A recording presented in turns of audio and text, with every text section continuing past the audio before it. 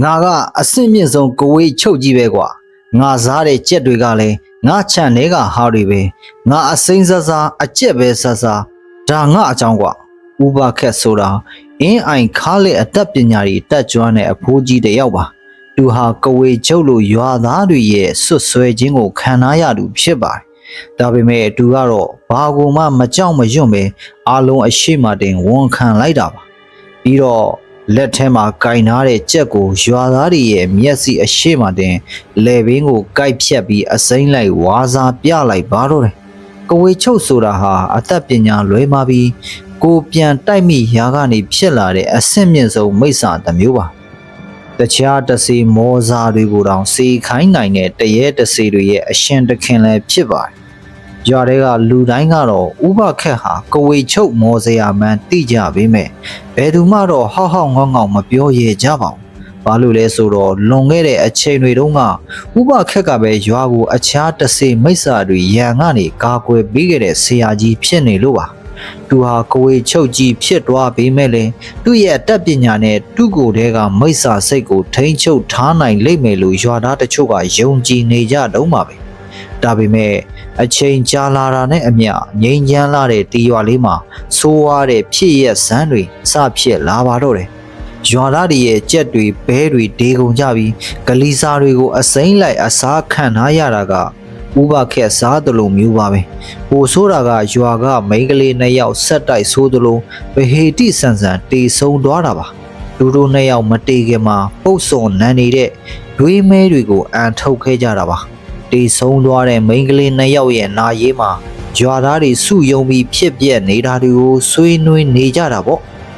ကဝေပဲဒါဥပချက်လက်ချက်တွေကြတယ်ငါယောက်ျားကလည်းပညာတတ်ပဲငါတစ်ချက်ကြည့်လိုက်တာနဲ့ဘဲသူလှုပ်တယ်ဆိုတာတန်းတီတယ်လို့ခင်စိန်ဆိုတဲ့မိန်းမတစ်ယောက်ကစပြောလိုက်ပါတယ်ဥပခက်ကိုမတင်ကဖြစ်နေတဲ့ရွာသားတွေကလည်းဒါဟာကဝေကျုပ်ဥပခက်ရဲ့လက်ချက်ကလွဲလို့တခြားဘယ်သူမှမဖြစ်နိုင်ဘူးလို့တဒံနဲ့ထွက်လာကြပါတယ်အဲ့ဒီလိုပြောဆိုနေကြတော့မှပဲဥပခက်ကရောက်လာပြီးအဲ့ဒီကောင်မလေးဘာဖြစ်လို့တေးတာလဲငါကြည့်ပါရစေအောင်လို့ပြောလိုက်ပါခမည်းလာပြီးဟန်ဆောင်မနေနဲ့အဖိုးကြီးခမည်းလက်ချက်မှန်ငါတို့တိတယ်ပြောလို့လေအစုံခင်စိန်ကခဲနဲ့ကောက်ပေါက်ပြီးမောင်းထုတ်လိုက်ပါတယ်တခြားရွာသားတွေကလည်းဝိုင်းပေါက်ကြတော့ဥပခက်လည်းချက်ချင်းထွက်ပြေးခဲ့ရပါကြွားမှာဆက်နေလို့မရတော့မှတီးလိုက်တဲ့ဥပခက်ဟာကဝေတယောက်မတွားရဲဘူးလို့အားလုံးထင်ထားတဲ့ဒေါ်ရအကြောင်းကိုတွားဖို့ဆုံးဖြတ်လိုက်ပါတယ်ငါမင်းအကြောင်းကြားပြီးပြီငါနေရာစီစဉ်ပေးမယ်လောလောဆယ်တီမှာပဲအောင်းနေအောင်လို့ဖုန်းကြီးကမိတ်မှာအရှင်ဖေဟာတပည့်တော်ကိုမကြောက်ဘူးလားတပည့်တော်ကကဝေဆိုတာလူတိုင်းတိကြတယ်လေမင်းပါပဲဖြစ်ဖြစ်ငါကတော့ဆုံးဖြတ်ခြင်းမချပါဘူးမင်းလုပ်ရမယ့်အလုပ်ကိုပဲမန်မှန်ကန်ကန်လုပ်ပါအဲ့ဒီညမှာပဲဥပခက်တယောက်ကြောင်းရှိမှမီးလုံနေတော့အဝတ်မဲဝတ်ထားတဲ့မိန်းမတယောက်သူရှိရာကိုတဲ့တဲ့ရှောက်လာပါတယ်အနာရောက်လာတော့မှတူမစီကထွက်နေတဲ့အောက်လန်းပညာအငွေ့အတက်တွေကိုဥပခက်ခံစားလိုက်ရပါတယ်မျက်နာကိုတေချာမြင်လိုက်ရတော့မှဥပခက်အားလုံးကိုနားလေသွားပါတယ်နင်းနဲ့နှစ်ယောက်ကြားကငါစီကပညာကိုလိုချင်လို့ငါ့ကိုကြီးညိုနေတဲ့တူတွေကနင်းတို့ကိုပြောင်းပြီးကြီးညိုအောင်လုပ်လိုက်တာပေါ့လေဥပခက်ကပြောလိုက်ပါခင်စင်ဟာတူယောက်ကြားအောက်လန်းဆရာကိုကျော်စွာနဲ့အစီအရင်ကြောင့်ကဝေမဖြစ်နေတာပါခင်စိန်ကဘာမှမပြောဘဲဥပခက်ရဲ့နှလုံးကိုဖောက်ထုတ်ပြီးတူယောက်ကြားစီဆက်တပ်ဖို့အနာကိုတိုးလာပါတယ်အတတ်ပညာရှိတဲ့ကဝေချုပ်ဆိုတာဒါပဲလားငါ့ကိုဘာမှတော့မလုပ်နိုင်ပါလားကဝေမအနာကိုကတ်လာပြီးဥပခက်ရဲ့ခေါင်းကိုဂိုင်လိုက်ပါဥပခက်ရဲ့အစွမ်းနေဆုပ်ယုပ်သွားအောင်လို့ပါဒါပေမဲ့ခင်စိန်ဟာစူးစူးဝါဝါအော်ဟစ်ပြီးမြေပြင်ပေါ်လဲကျသွားကတဆက်ဆက်တုံသွားပါတော့ဥပခက်ရဲ့အင်းအိုင်စွမ်းအားကပိုပြင်းနေလို့ပါထွက်လာခဲ့တော့လူကြောက်ကြီးမိမထမိန်နာပုံမနေနဲ့လို့ပြောလိုက်တော့မောင်ရိတ်ထဲကနေလူတယောက်ဖြည်းဖြည်းချင်းထွက်လာပါတယ်သူကတော့ခင်စိန်ရဲ့ယောက်ျားအောက်လန်းစရာကိုကျော်စွာပါပဲမျက်နှာချင်းဆိုင်လိုက်ရတဲ့အချိန်မှာကိုကျော်စွာရဲ့မျက်နှာကတုံလုံးနေတာတိတာပါတယ်ဒီလမ်းကိုငါအကုန်လျှောက်ခဲ့ပြီးပြီအတက်ပညာတွေဘယ်လောက်ရှိအမြဲတမ်းမတိမြဲပါဘူးကွာကိုကျော်စွာကဘာမှနားမထောင်ပဲဂါထာတွေကိုရွတ်ဖတ်ပါလို့တယ်ဥပခက်က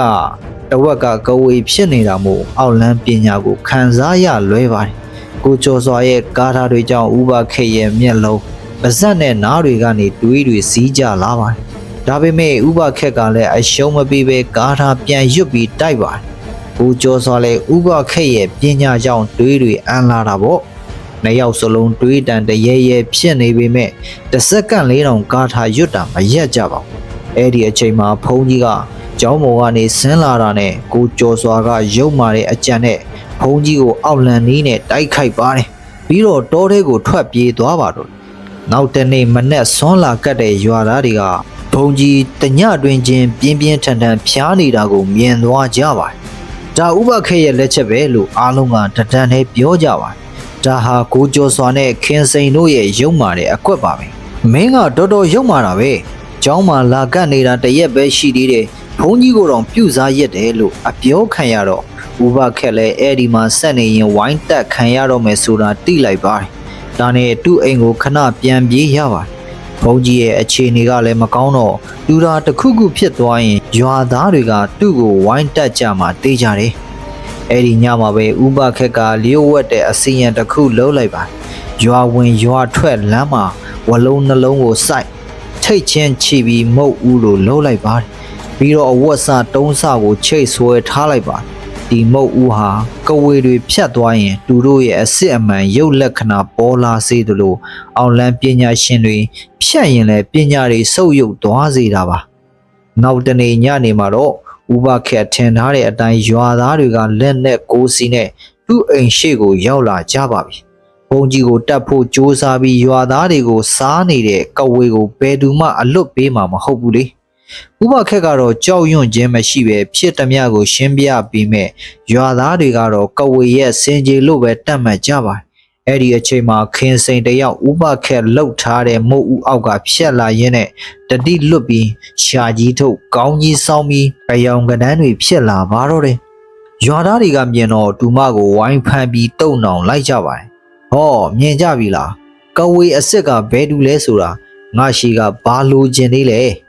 ဥပခက်ကပြောပေမဲ့ရွာသားတွေကဥပခက်ကိုအပြစ်မရှိဘူးလို့မယုံကြသေးပါခင်စင်ကကဝေဖြစ်နေတာနဲ့ခမည်းမှာအပြစ်မရှိဘူးလို့မပြောနိုင်ဘူးဒါမှမဟုတ်ခမည်းကပဲသူ့ကိုပြုစားလိုက်လို့ဒူတီလိုဖြစ်သွားတာလားလို့ငင်းခုန်နေရင်ရွာသားတွေကစိတ်မရှိတော့ပါဘူးတေဆုံးသွားတဲ့မိန်းကလေးရဲ့အဖေကနာကြီးချက်နဲ့တနတ်ထုတ်ပြီးဥပခက်ကိုပြစ်လိုက်ပေမဲ့တနတ်ကကြီးမထွက်ပါဘူးဥပခက်ကကဝေဖြစ်နေပေမဲ့သူ့ရဲ့အကအကွယ်အတတ်ပညာတွေကတော့မပြည့်စည်သေးပါဘူးတနတ်နဲ့ပြစ်လို့မရရင်တုံးနဲ့ဝိုင်းရကြဟိတေလားမတေလားကြည့်ရအောင်ပြောပြီးဝိုင်းလုံးမဲ့အချိန်မှာပဲကိုကျော်စွာရဲ့အောက်လန်းပညာကနေလွတ်မြောက်လာတဲ့ဘုန်းကြီးကအချိန်မီရောက်လာပြီးသားလိုက်ပါတယ်ဘုန်းကြီးကအဖြစ်မှန်အားလုံးကိုရှင်းပြလိုက်တော့ဒေါတာထွက်နေတဲ့ရွာသားတွေကကိုကျော်စွာရှိရာကိုပြောင်းပြီးလိုက်ရှာကြပါတော့တယ်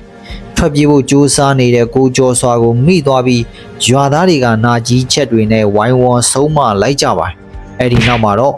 ရွာလေးကကဝေချုပ်ဥပခက်ရဲ့စောင့်ရှောက်မှုနဲ့ပြန်လည်ငြိမ်းချမ်းသွားပါတော့တယ်အခုဆိုရင်သူ့ကိုဘယ်သူမှမတင်ကမဖြစ်ကြတော့ပါဘူးခင်ဗျာကဲကဝေချုပ်ဆိုတဲ့ဇာတ်လမ်းလေးကတော့ဒီမှာပြီးဆုံးသွားပါပြီခင်ဗျာကျွန်တော်ရဲ့ဗီဒီယိုလေးတွေကိုကြိုက်နေတဲ့တယ်ဆိုလို့ရှိရင် YouTube Channel လေးကိုလည်း Like and Subscribe လုပ်ပေးဖို့တောင်းဆိုပါတယ်ခင်ဗျာကျေးဇူးအားပေးကြတဲ့ကျွန်တော်ရဲ့မိတ်ဆွေတယောက်ချင်းစီတိုင်းကိုကျေးဇူးအထူးပဲတင်ရှိပါတယ်ခင်ဗျာ